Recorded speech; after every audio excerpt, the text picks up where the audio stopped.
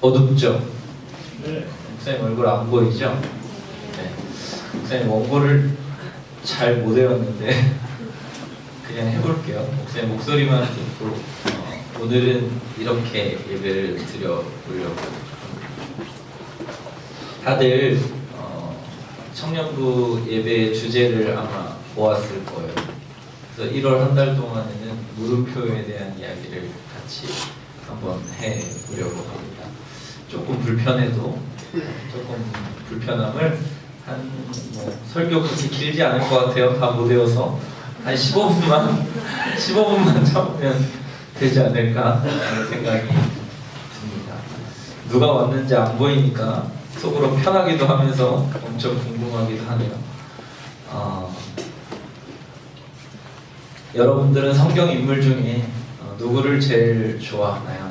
우리는 믿는 사람들이니까 그래도 성경 인물 중에 누군가 좋아하는 사람이 있을 거고 또 본받는 사람이 있을 거예요.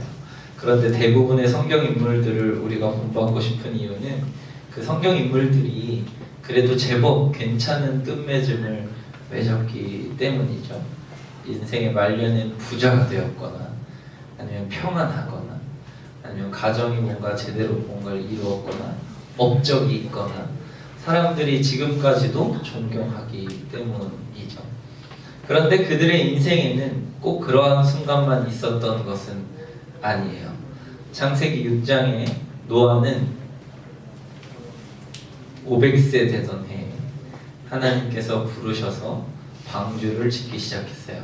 세상을 멸망한다는 이야기를 하나님에게로부터 듣고 방주를 짓기 시작했는데 그 방주를 몇십 년 동안 지었어요. 최대한 100년, 짧게는 한 7, 80년 정도 지었을 거라고 예상해요. 그런데 처음에 그 나무의 못질을 시작했을 때에는 하나님 말씀하시니까 그래 뭐 한번 해보자 이랬겠지만 그것이 20년, 30년 계속해서 나무의 못질만 하는 인생 속에서 그의 심경은 어떠했을까요? 그리고 그가 앞으로 앞으로 맞이해야 할 미래는 인생의 정말 정점에서 맞이해야 될 인류의 역사는 멸망이란 말이에요. 그렇죠. 물로 자기 친한 친척들, 사람들이 다 죽는 그런 미래를 보면서 한 못을 박으면서 사는 인생은 어떠했을까요? 이후에 창세기 12장에 보면 아브라함에게 하나님이 원래 살던 곳에서 나오라는 얘기를 하시죠. 그때가 70살이라고 하고 있죠. 70대에 하나님이 자기가 이미 오랜 70년 동안 살던 곳에서 나오라고 했을 때에 어디로 갈지도 모르는 그곳에서 집을 그냥 무작정 나온 거예요. 집이 정해진 것도 아니고 어디로 갈지 정해진 것도 아니고 어떻게 인생이 펼쳐질지도 아니고 심지어는 자식도 없는 상황에서 그렇죠? 아들도 없는 상황에서 한 걸음을 내딛은 그 아브라함의 심정은 어떠했을까요? 그는 미래가 보였을까요? 요셉은 또 어떠했나요? 형들에게서 버림받고 시기를 받아서 구덩이에 던져졌을 때 그 구덩이는 너무 깊어서 아마 낮에도 어둡지 않았을까요? 그리고 팔려서 애국으로 가는 광야의 인생 속에서 이제 내 인생은 어떻게 될까 하는 그 마음은 들지 않았을까요? 모세는 어떠했을까요?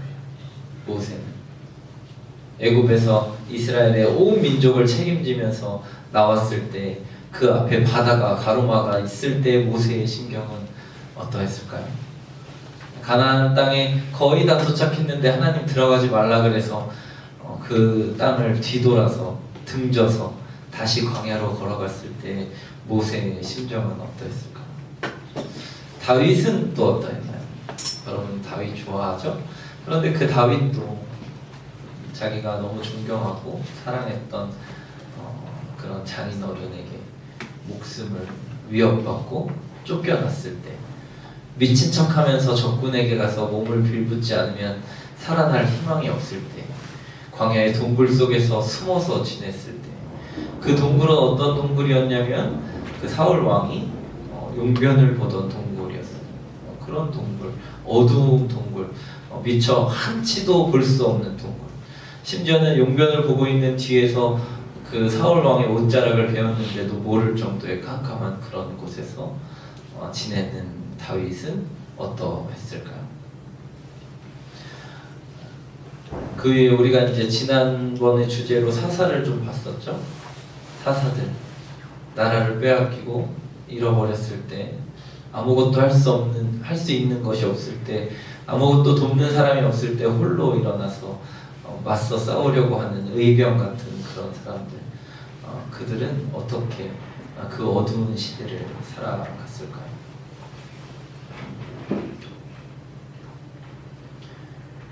엘리야, 이사야, 다니엘, 그 이후에 있는 모든 사사들과 선지자들, 보이지 않는 미래 속에서 그들은 어떻게 그 앞길을 헤쳐나갈 수 있었을까? 욥은 또 어떠했나요? 욥은 자식도 다 죽고, 아내도 욕하면서 떠나고, 친구들도 손가락질하고, 아무도 내 편과 내 힘이 아니라고 생각했을 때 욥은 어떠했을까? 예수님은 어떠하셨나요? 십자가에 달려 돌아가시고 무덤에 그 캄캄한 돌문으로 막혀있는 그곳에서 지내는 3일은 어떠했을까? 그 이후에 사사들, 스데반 집사님 가운데에 서 있고 주변에서 돌을 던지는 거죠. 날라오는 돌을 피할 수도 없고, 심지어는 그 돌을 맞아서 죽을 만큼 세게 던지고 무겁고 그리고 날카로운 돌들이 나를 향해서 던져와져 있을 때 스데반 집사의 심경은 어떠했을까요? 우리나라 역사를 찾아보니까 우리나라 첫 선교사, 순교한 선교사의 이름은 토마스 선교사님이시던데, 그 토마스 선교사는 미국에서 배가 우리나라 강으로 들어왔어요. 그런데 우리나라에서 그 배를 공격해서 배가 침몰되고, 그 침몰된 배에서 헤엄쳐서 겨우 해안가에 오면 해안가에 도착하자마자 칼로 목을 쳐서 죽였어요. 그게 우리나라의 첫 순교한 선교사님이에요. 선교사의 부푼 꿈을 안고 한국 땅을 사랑해서 왔지만 결과는 죽음. 그 죽음을 거의 목전에 앞둔 그 선교사님의 심경은 어떠했어요? 하나님의 사람들이 왜 다 이런 어둠을 겪나요? 성경에서 보면, 역사에서 보면 왜 다 이런 어둠을 겪을까? 인생의 어둠을 겪을까? 인생의 위기를 겪을까? 한치 앞도 보이지 않는 시간을 걸어갈까? 왜 그래야 하나? 여러분은 여러분의 인생에 질문을 가져본 적이 있나요? 왜 우리는 어둠을 걸어야 할까? 왜 미래를 알 수 없을까? 왜 불안한가? 왜 보여지지 않을 걸까? 그럼에도 불구하고 나는 무엇을 해야 하는가? 이런 질문들 속에서 우리는 지금 여러분은 살아가고 있는지도 모르겠어요. 특히 그리스도인으로 살아간다고 하는 것은 그런 어두움을 걷는 겁니다. 어둠 속을 걷는 거예요. 이런 어둠, 우리 지금 주변이 보이지 않는 그런 어둠, 옆에 있는 사람의 얼굴이 보이지 않는 어둠을 걷는 거예요. 왜 그런 길을 걸어요? 왜? 무엇 때문에 주님은 우리에게 그런 어두움을 걷게 하셨는가? 그것이 우리 인생의 물음표가 되겠죠. 아마 이제 대학교에 들어간 신입생들도, 고등학생을 졸업하는 우리 친구들도, 그리고 이미 오래 졸업해서 10여 년 전이 지나고 목사님 졸업한 지 이제 19년이 지나가네요. 그런 19년의 세월 속에, 그럼에도 불구하고 지금 여전히 목사님이 인생을 내다보는 그 여정은 여러분이 보는 것과 그렇게 별로 다르지 않은 것 같아요. 다 아는 것처럼 얘기하는 어른들도 사실 잘 몰라요. 그런 어둠 속에서 우리는 뭘 해야 할까? 그런 어둠 속에서 여러분은 어떻게 하길 원하세요? 이 어둠 속에서 계속 이렇게 머물러 있길 원하나요? 아니면 이 어둠 속에서 이 어둠 속에 있어야 하는 이유를 찾길 원하나요? 한 가지 목사님이 여러분에게 분명하게 말할 수 있는 것은 하나님이 성경에 많은 인물들을 어둠 속에 두셨고 선교사의 많은 분들이 어둠 속에 있었고 인생의 어두움, 앞을 내다볼 수 없는 어두움, 그냥 미래에 대한 막막함이 아니라 현실 속의 어두움, 진짜 나를 몰아가고 빛으로 나오지 못하게 하고 마치 연예인이 악플에 둘러싸여서 아무것도 눈에 보이지 않는 그런 인생처럼 우리들의 인생을 어둠 속으로 몰아가고 또 몰아갈 때 그때라도 하나님은 분명히 그들이 그 어두움을 겪는 이유가 있다고 말씀하고 있는 거예요. 이유가 있어요. 여러분이 이 어둠 속에 있는 이유가 있는 거예요. 하나님이 그 이유를 이번 예배를 통하여서 그리고 하나님께 정직하게 자신을 드려놓는 청년의 한 사람 한 사람을 통하여서 알려주시길 원합니다. 여러분에게 알려주실 거예요. 정직하게 하나님께 질문한다면, 여러분의 인생을 들어서 하나님께 질문한다면 여러분에게 왜 이 어둠 속에 있어야만 하는지, 왜 이 어둠이어야만 하는지, 왜 이렇게 불확실한 미래 속에, 그리고 특별히 불확실한 이 한국 사회 속에 한 청년의 시대를 살게 하는지를 알려주시는 역사가 여러분 가운데 있기를 주님의 이름으로 축복합니다. 물음표를 하면서 여러분에게 바라고 기대하는 것은 이 물음표를 통하여서 우리가 하나님의 뜻을 알기를 소원하는 마음을 가질 뿐만 아니라 여러분의 인생에 여러분이 왜 이 자리에 있는지에 대한 존재의 이유를, 여러분의 자신을, 여러분 스스로를 발견할 수 있는 여러분이 되었으면 좋겠어요. 그래서 나중에는 여기에 이렇게 불도 켜지 않고 형광등도 없고 밖에서 들어오는 불빛도 하나도 없지만 여러분 한 사람 한 사람이 빛나서 아무 빛도 없어도 빛이 밝혀질 것 같은 여러분의 인생에 반짝반짝 빛나는 일들이 하나님으로부터 여러분에게 주어주시는 빛이 있기를 주님의 이름으로 축복합니다. 아멘. 우리 같이 기도할까요?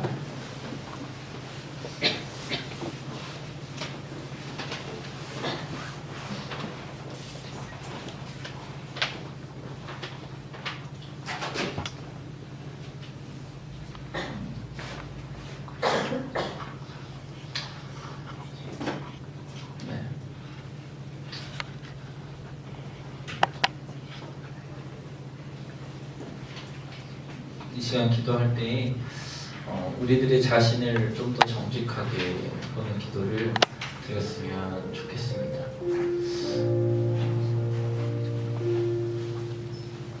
여러분은 누구인지, 왜 이 시기를 겪고 있는지, 하나님이 여러분에게 이 시기를 겪게 하시는 이유는 무엇인지 하나님께 좀 정직하게 질문하는 기도를 드렸으면 좋겠어요. 주님, 저 왜 태어났나요?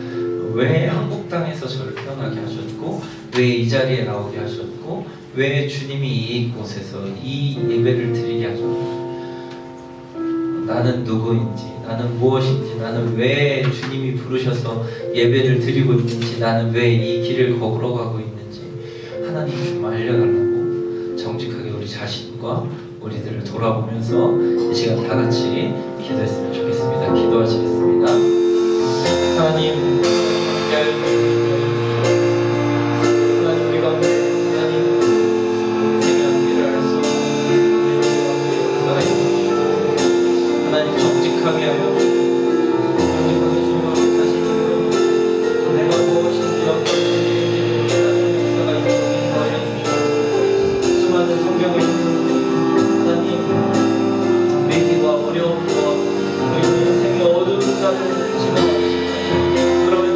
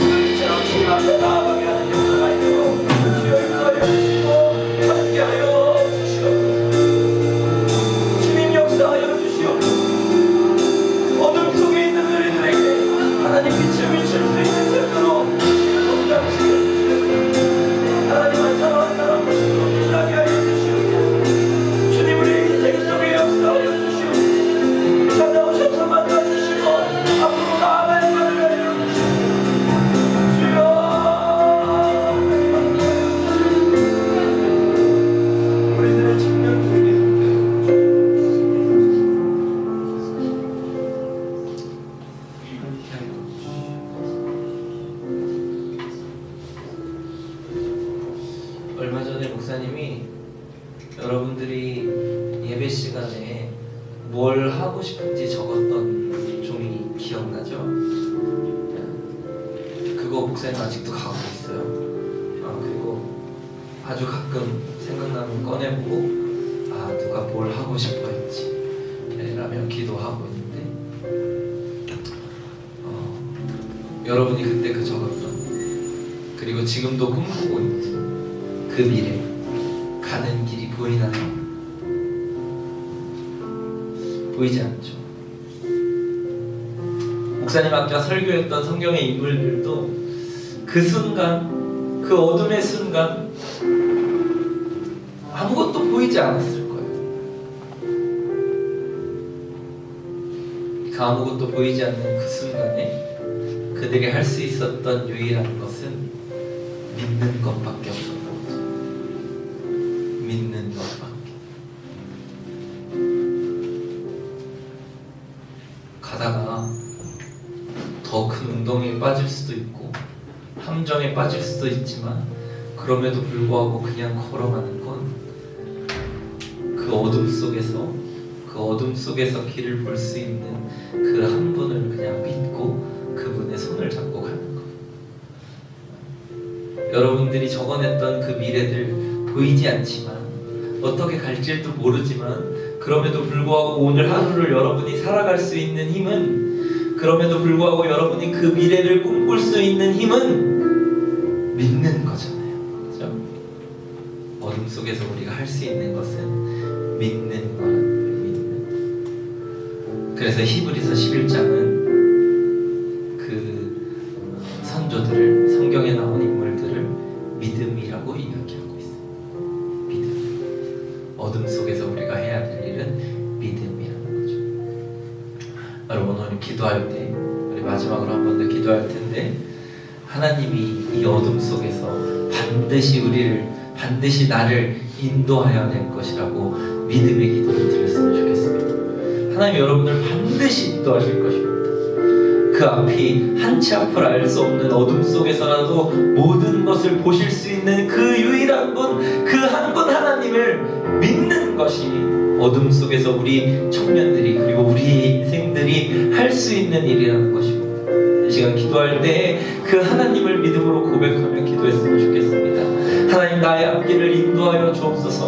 어둠 속에서도 나를 인도하여 주시옵소서. 나를 이끌어 주시옵소서. 내가 주님과 함께 할 수 있는 어둠 속에서 함께 할 수 있는 유일한 길 믿음으로 주님께 나아가오니 주님 나를 인도하여 주시옵소서라고 이 시간 다같이 주여 한번 부르시고 기도하시겠습니다.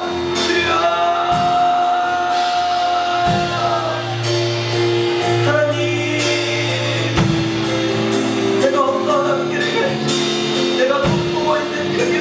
어떻게 나아갈지 알 수 없는 이 어둠 속에서 한치 앞을 알 수 없는 우리 청년들의 인생 속에서 하나님 내가 유일하게 할 수 있는 것 하나님 그 한 분 바라보는 것 빛 대신 주님을 찾아가는 것 빛으로 나아가는 것 그래서 믿음으로 주님께 고백하는 것 하나님이 나를 인도하실 것을 하나님이 우리 청년들의 인생을 인도하실 것을 하나님이 우리들의 청년들의 인생 가운데 한 걸음 한 걸음 실수하지 않고 그 걸음을 내딛을 수 있도록 한 걸음 한 걸음 우리들의 발을 인도하실 것을 믿음으로 고백하오니 주님 함께하여 주시옵소서. 주님 우리들의 인생을 주님 붙잡아 주시옵소서.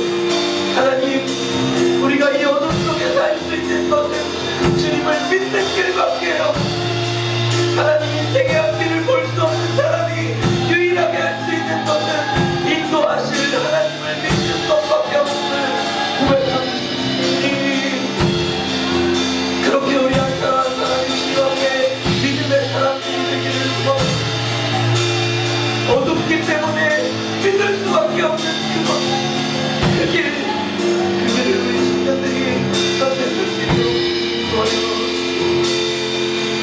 믿음으로 주님께 나아가게 하여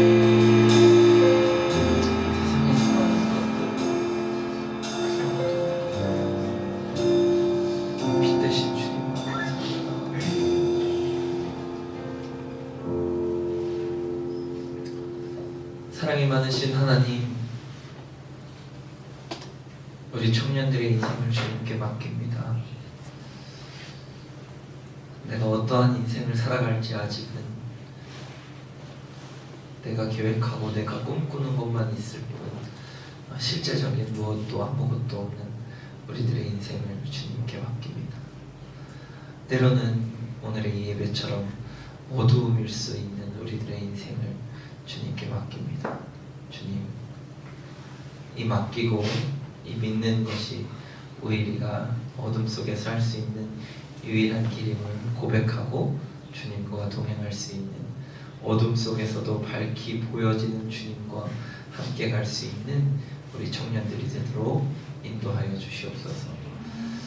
지금은 우리 주 예수 그리스도의 은혜와 하나님 아버지의 크신 사랑하심과 성령의 도우시고 충만케 하시는 역사가 어둠 속에서 주님을 믿음으로 신뢰함으로 주님과 동행하기로 고백하고 결정한 청년들 머리 위에, 그들의 삶 위에, 그리고 그들의 앞날 위에, 그리고 지금 어둠 속에서 살아가고 있는 현재 위에 영원토록 함께 하시기를 간절히 축원하옵나이다.